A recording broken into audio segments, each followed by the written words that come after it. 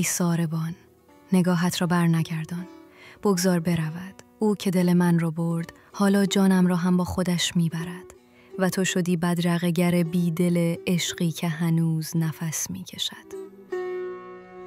ای ساربان، ای کاروان، لیلای من کجا میبری با بردن لیلای. گفتند خدا گواه است، ما عهد بستیم زیر آسمان بی دروغ، اما خدا این روزها ساکت تر از همیشه است. شاید خسته است از دیدن شکستن دلهایی که با نامش بافته شدند و بی هیچ دلیلی پاره. ای کاروان، آرامتر برو. شاید هنوز چیزی در من مانده. شاید تکه‌ای از او جا مانده باشد. شاید هنوز بویش در گوشه روسریم، در چین چروک انگشتانم مانده باشد. در بستن پیمان ما تنها گواه ما شد خدا، تا این جهان بر پا بود این عشق ما بماند به جا. ای ساربان کجا. بگذار جمعش کنم، بگذار دل بکنم. تو نمیدانی چه جان کندنی است دل کندن از کسی که تمام زندگیت را با لبخندش ساختی. از کسی که حتی سکوتش هم برایت شعر بود.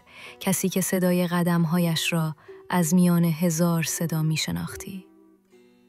ای ساربان، تو از عشق چه می دانی؟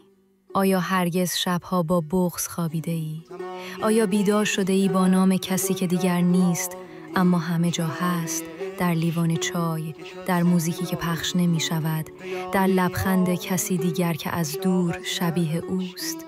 به سوز عشقی خوشا زندگانی، همیشه خدایا محبت دلها به دلها بماند، رسان دل ما که لیلی. من آن درختم، تنها، خالی، شکسته. زخمهای باد را به تنم چسباندم ولی هنوز ایستاده ام. ایستاده تا شاید روزی برگردد، یا حداقل سایش، یا حتی خاطره سایش.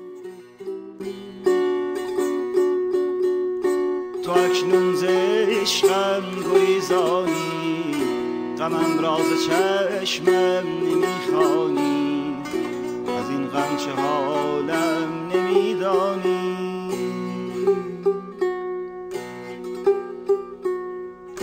پس از تو نمونم برای خدا، تو مرگ دلم را ببین و برو. شو توفان سختی ز شاخه غم، گل هستیم را بچین و برو. که هستم من آن تک درختی. ساربان جان، با تو کاری ندارم. تو فقط ببرش تا دورترین جایی که دیگر هیچ نامه‌ای، هیچ رؤیایی، هیچ اشکی دنبالش نرود. ببرش تا جایی که حتی خودم هم ندانم کجاست، تا دیگر نتوانم شبها راه بیفتم دنبالش. اما اگر جایی، روزی، لحظه‌ای صدای قلب شکسته ای را شنیدی، بدان که منم. همان که گفت با بردن لیلای من جان و دل مرا میبری. ای کاروان، لیلای من کجا میبری با بردن لیلای من جان و دل مرا میبری. ای ساربان کجا میروی لیلای من چرا میبری. ای ساربان کجا میروی لیلای من چرا میبری.